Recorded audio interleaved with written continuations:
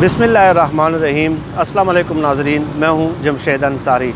और जे व्यूज़ पे मैं आप लोगों की खिदमत में रोज़ हाज़िर होता हूं और अपने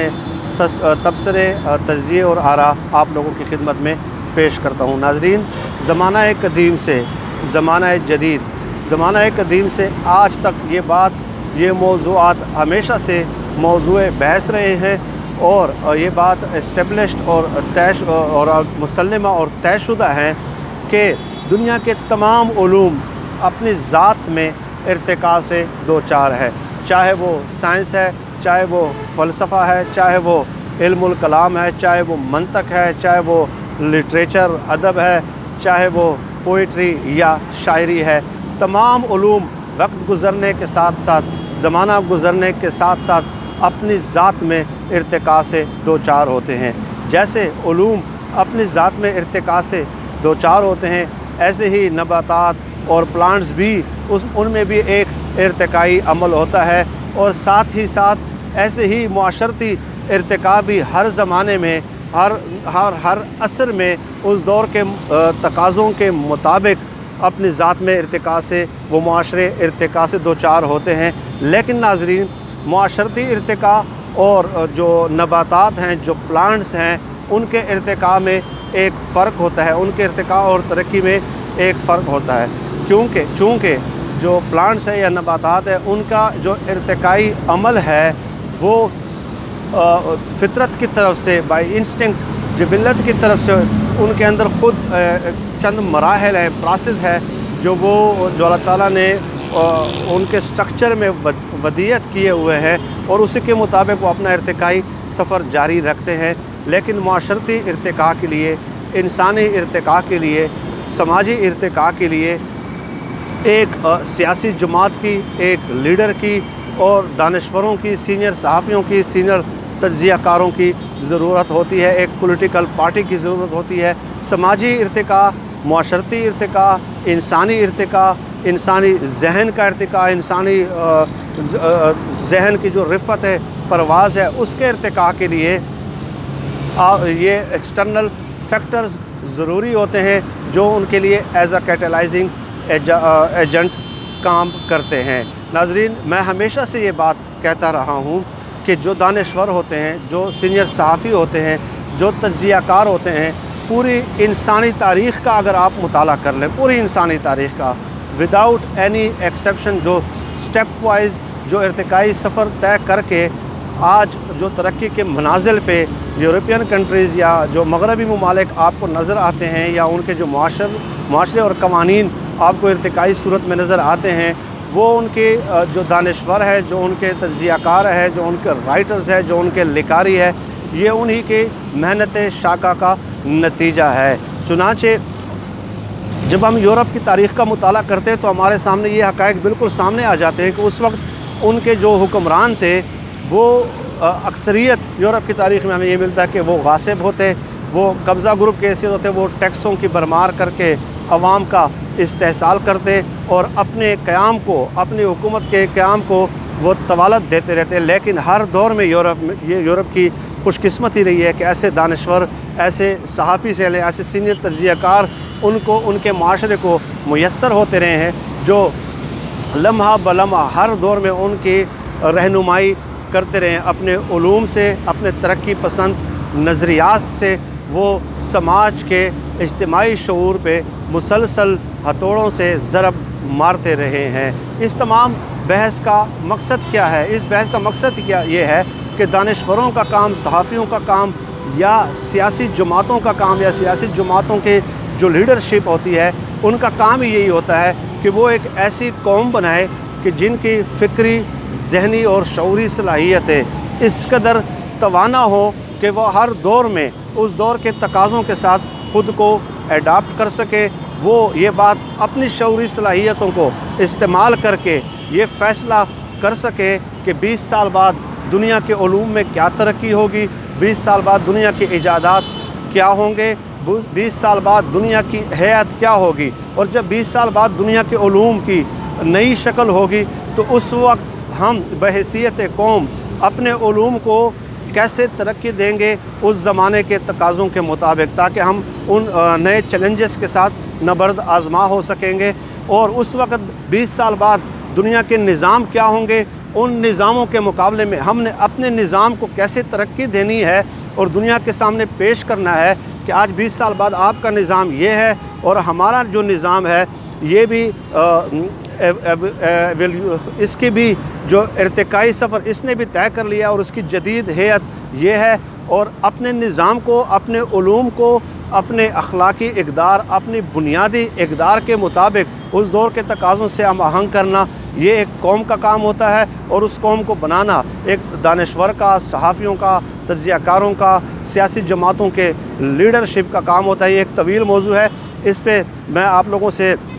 वक्तन फ़वक्तन आप लोगों से शर्फ़ मुलाकात मुझे हासिल रहेगा। लेकिन पाकिस्तान में क्या हुआ, पाकिस्तान में गुज़श्ता 20-30 सालों में हमने ये देखा कि चंद 2-3 पॉलिटिकल पार्टीज़ ने और चंद गिने चुने 30-30 साल, 40-40 साल तजर्बा पे मुहीत दानिश्वरों ने इस कौम को बजाय इसके कि ये फ़िक्री, ज़हनी और शऊरी सलाहियतें उसके उनकी इस कदर तवाना कर देती कि वो एडाप्टेबल होती हर किस्म के चैलेंजेस से नबर्द आज़मा होने के लिए हमारी कौम, इस कौम ने, इन दानिश्वरों ने और इन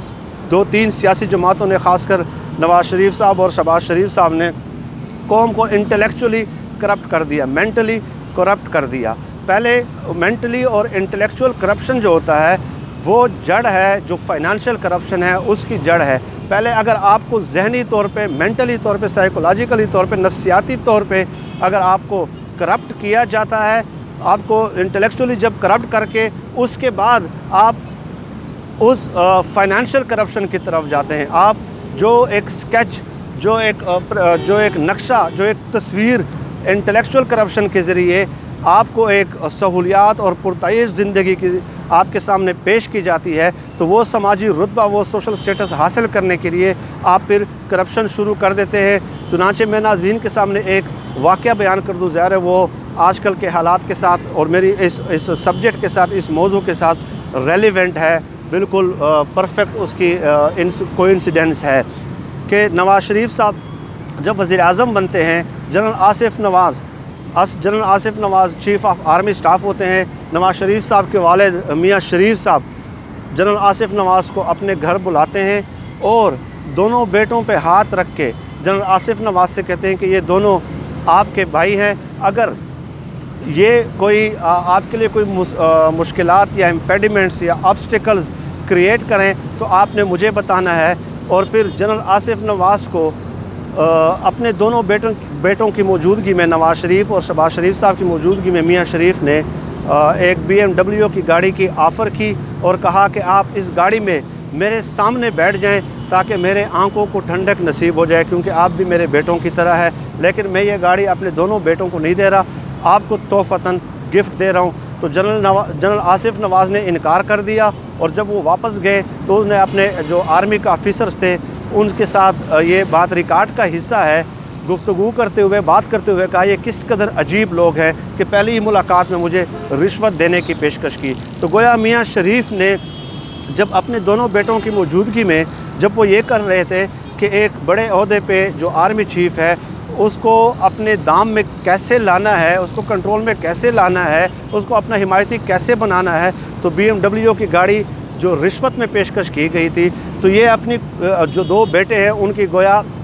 ये आप इंटेलेक्चुअली उनको करप्ट कर रहे हैं। आप उनको बता रहे हैं कि आपने यही हरबा आगे सियासत में आज़माना है। चुनांचे ये दोनों भाई आगे चल के उनकी पूरी जो सियासी ज़िंदगी है, ये 1990 का वाक़या मैं आपको बता रहा हूँ और तकरीबन 30 साल हो गए। आप देखते जाएं कि पूरी जो सियासी ज़िंदगी है उन्होंने इसी ही रविश पे, इसी ही जो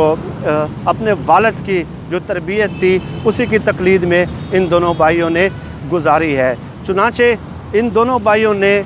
जो मीडिया के चंद गिने चुने सहाफ़ी है, जो सबको मालूम है, जो मुजीबुर रहमान शामी साहब है, हामिद मीर साहब हैं और एक हमारी फ़ीमेल एंकर भी है, वो भी बड़े आर्टिकल्स लिखती हैं। आजकल अशरद वहीद चौधरी साहब भी जो Jio TV के रिपोर्टर्स हैं वो भी उस फहरिस्त में शामिल हो गए हैं। उन्होंने भी कल कोई बड़े बुलंद व बांग دعوے کیے ہیں نواز شریف صاحب کو نظریاتی ثابت کرنے کے لیے، ایک حیران کر دینے والے، میرے لیے تو وہ انکشافات سے بھرپور دعوے تھے کہ نواز شریف صاحب بس اب آئے تو اب آئے، اگلے جو فلائٹ ہے، پہلی جو دستیاب فلائٹ ہے، اس کے ذریعے نواز شریف صاحب اسپتال سے بھاگ کر سب کی نظروں سے چھپ کر جو ہے وہ پہلے ہی فرصت میں پاکستان آنے والے ہیں، لیکن وہ ایک الگ بات ہے۔ ناظرین، نواز شریف صاحب کا، شہباز شریف صاحب کا سب سے بڑا جرم ہی یہی ہے کہ انہوں نے اپنے گرد ان صحافیوں کو بٹھایا، ان صحافیوں کو پروموٹ کیا، کیونکہ یہ ایک پوری سائنس ہے، ایک پورا فلسفہ ہے، ایک پورا علم ہے کہ یہ جو نااہل اور کمزور جو حکمران ہوتا ہے، جس کے پاس طاقت بھی ہو، اقتدار بھی ہو، لیکن وہ کمزور ہو، نااہل ہو، اس کے اندر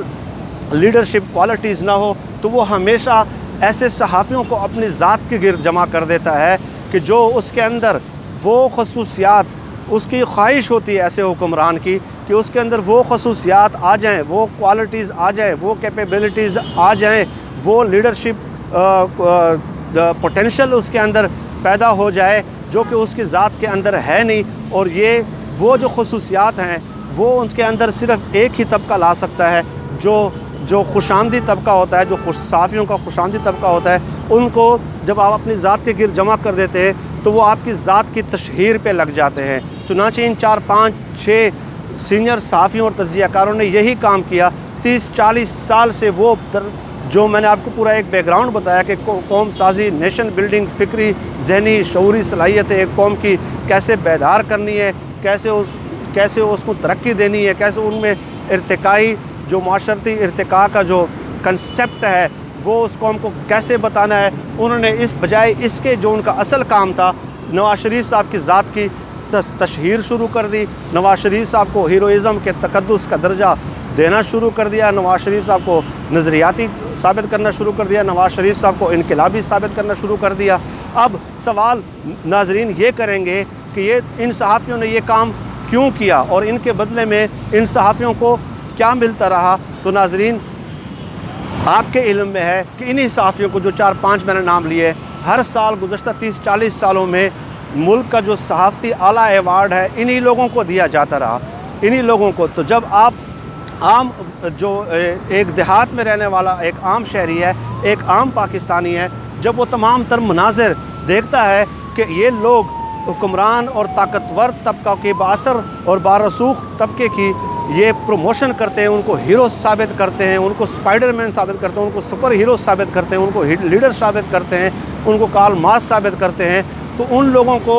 صلہ یہ ملتا ہے کہ وہ بڑے بڑے عہدوں پہ بھی پہنچ جاتے ہیں، 40-40 50-50 لاکھ روپے کی تنخواہیں بھی لیتے ہیں، اور ملک کا اعلیٰ ترین صحافتی ایوارڈ بھی انہیں دیا جاتا ہے، ان کو پلاٹس بھی دیے جاتے ہیں، ان کو گھر بھی دیے جاتے ہیں، گاڑیاں اور بنگلے بھی دیے جاتے ہیں۔ تو عام بچہ جب یہ دیکھتا ہے تو وہ انہی